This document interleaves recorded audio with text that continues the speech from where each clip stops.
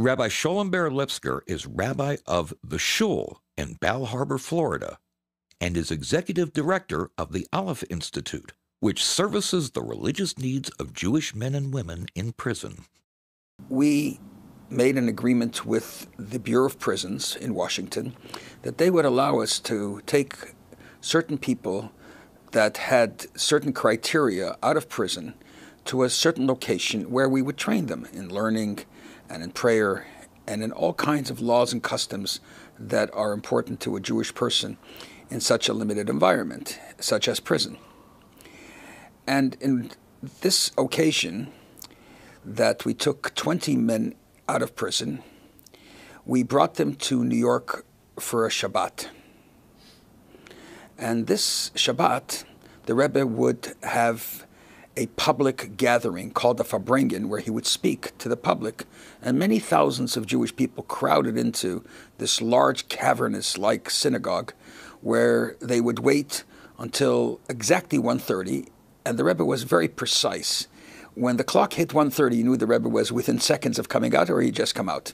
He was always exact in his time constraints and his time frames.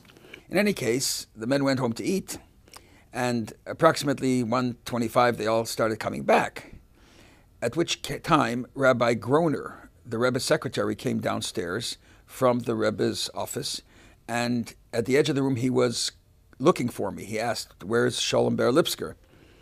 And I was on the other end of the room, and there was no passageways in which to get through. The only way you could get through to the other end so that I could speak to him was climbing over tables and over people's heads. And everybody was very accommodating. They recognized that it was significant because the Rebbe was not coming down. It was almost time for the Rebbe to come down. And Rabbi Groner, who always came down to the Rebbe, came down beforehand. And Rabbi Groner said to me the following, that the Rebbe suggested that the men who are here from the prisons should not sit at one table together. Because if they will sit at one table together, I would say the plurality of the community there are with beards and black hats and look like Hasidim.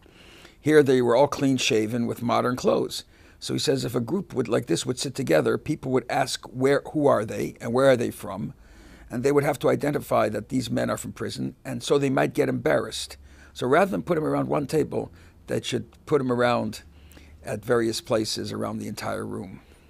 And secondly, after the Farbrengen, the Rebbe was going to give a bottle of wine or vodka in order to have various groups take it back to their communities and, so to speak, have a participation in this gathering by taking something from this gathering and sharing it with their communities and giving them strength. And this was considered to be a great honor, and many people wanted to have that wine or vodka. And of course, the people would distribute it. The Rebbe would tell them to distribute it at the Farbrengen because it was Shabbat, so it was not like preparing for after Shabbat, but to distribute it at the Farbrengen. So the Rebbe said that this group deserves to receive this bottle of encouragement more than any other group. But since if he gave them the vodka or wine, people would also ask, what is this for? And they would have to identify them as people from prison, and that might make them feel uncomfortable. He was not going to give it to them, though they were worthy of it. During that Farbrengen, the Rebbe talked to the rabbis because it was the Shabbat after Shavuot when most rabbis come to the Rebbe, because it's the kind of a holiday where the laws are not so convoluted, and the laws of Pesach and Sukkot cover those laws as well.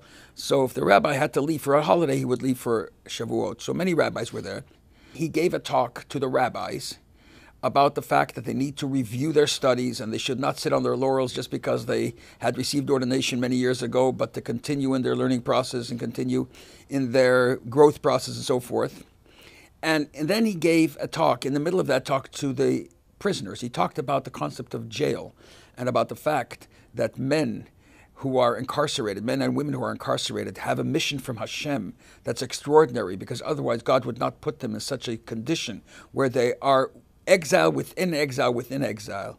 And he talked about the opportunities and the unique mission that these men are on.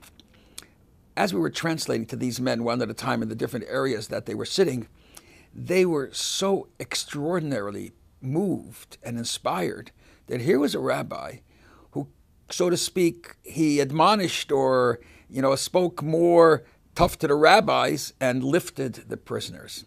Here was a leader who cared about a Jew in jail.